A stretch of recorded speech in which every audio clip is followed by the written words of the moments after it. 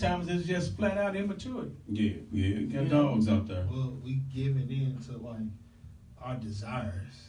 Like desires, like everything. It's like, man, you see a girl like she look right, everything is just about her just right, and you I'm finna go see what's up. You know what I'm saying? And it's not that we don't like her.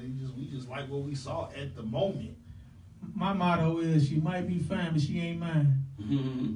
I keep it moving. That's just like if one of my favorite cars is a Rolls Royce. If it comes to, when you ain't walking around with blinders on and not acknowledging that God has made some beautiful people in the world. Yeah. You may just look and yeah, she's pretty. Or my car, like if a Rolls Royce drive by, I might look at the car, but I ain't gonna go try to break in it. I ain't gonna go try to steal it because it's not mine. It doesn't belong to me. That's where commitment. That's where understanding comes in to where I'm committed. I have boundaries. And I got to adhere to these boundaries at all times. I can't play around with that. And a lot of men want that ego stroke. Right. So I look at it like this. If anybody comes, whatever comes against your marriage, you should take it as a full-out threat.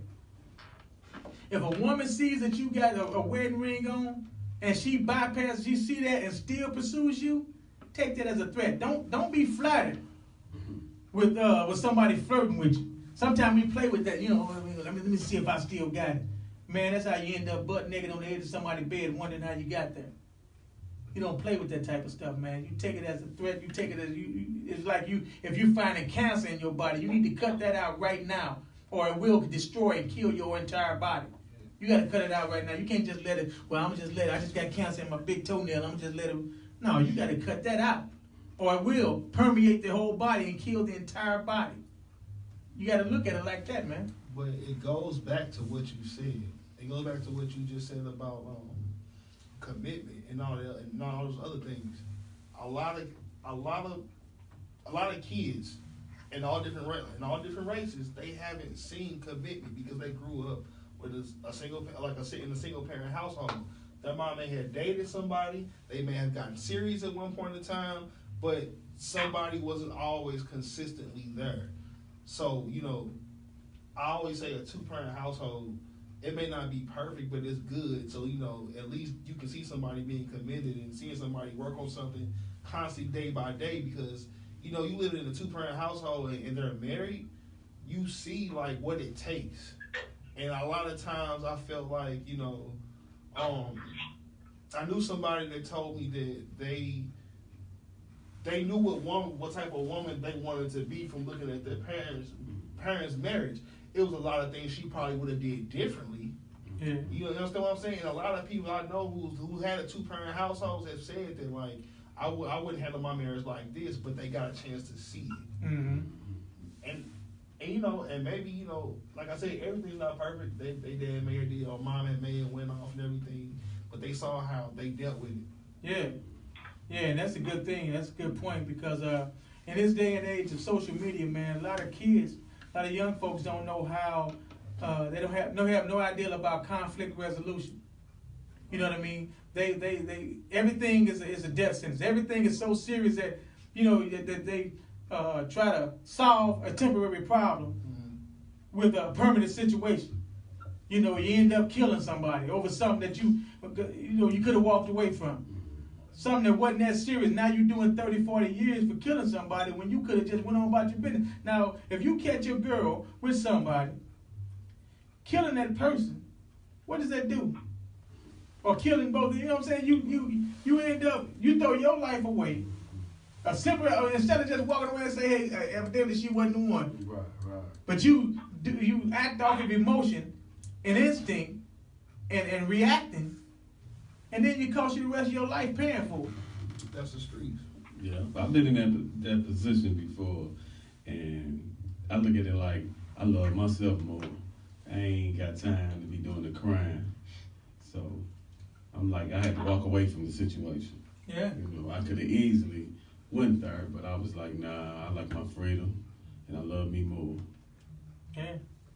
What?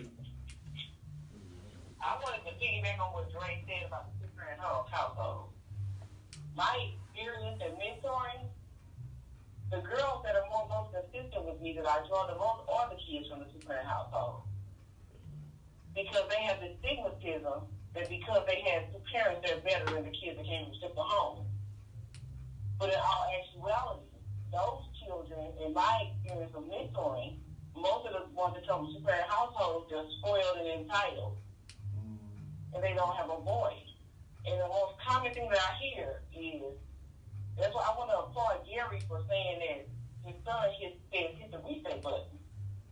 Most of the girls that I mentor that come from two-parent households, they don't have a voice, they don't deal with confrontation, period, because they've never seen it. So you can be from a two-parent household, but we got to keep in our mind, like Gary said, he prayed for his wife. A lot of times when you don't pray, you come together and you attract what you want. So that leaves two broken parents, which leaves broken children. When you're not careful on the choices you're making, you don't know who you are. Because like I said in my house, and I piggyback on what Gary just said earlier, I never saw healthy conflict. To this day, in my family, I've never seen any resolved conflict. To this day, unless I'm doing it. I can go to a need, to anybody in my family with a need is never met. Because so many people value right over relationship. I know what I'm talking about. This is what I think. But forgetting about how you made that person feel. Yeah. So even going back to the cheating, although we all know that cheating is a choice, why do we make the choices we make, for one? And why can't we ever show empathy? Or, why in the perspective of cheating from a man's point of view? Why doesn't at that time that man does not think about the perspective in which his house is in from that one mistake or that one choice? Anybody can answer that. I think a lot of times people have this mindset that it won't happen to me. They can look at 10 people fall by making the same mistake, and they'll say, "Oh, that won't happen to me. I'm smarter than that. I know how to maneuver. See, he should have did this when he did that. He should have bowed when he weaved. They always got an excuse on how they would have done it better than the person that got caught in it. So my thing is, why not? It all goes back to value.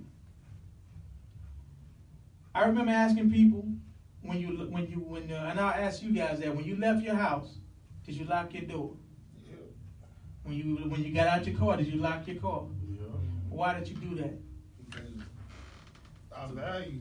You value the contents, right? So it's human nature to protect that which you value. That's human nature. So if you're not valuing something, you won't protect it. You'll make bad decisions. You'll make excuses to say, "Oh, it ain't gonna happen to me." You'll mistreat your spouse because you don't value what you can lose. Because we can sit back and like, you know what? I don't have to go to jail to realize I don't want to go to jail. I can look at somebody else that went there and say, I don't want the same results that he got. I don't want to go spend 20, 30 years away from my family. I don't want to do that. So I don't have to go there, and you hear some men, that's a rite of passage. Yeah, you ain't been locked up, you're right. And I'm happy I ain't been locked up, So it's value. If we see the true value, and we look at society, man, it's designed to devalue men, especially black men. You see it on TV. You look at the videos. You look at the music, all this stuff, most of it is lies anyway. How you a first-year artist and you driving Rolls Royce, you living in a mansion, you ain't even paid back your advance yet. You ain't making no money yet. All that money they gave you to buy the videos, you renting all that stuff. You turn it in at the end of the night. But these young boys and young men, and not just young, but old men out there thinking, man, and the TV and the society is telling you, you ain't nothing if you don't have this stuff. So you thinking you want something, you want to be something, so you thinking, well, I got to have that. So how can I go about getting that? I don't have a job, I don't have education. I got a pistol. I got some dope. I'm gonna go out there and use what I got to get what I think I need in order for me to be about something. Because there's no father in the home to show them what that true value is. Your true value is not caught up in the things. It's not caught up in how many likes you got. It's not caught up in any of that.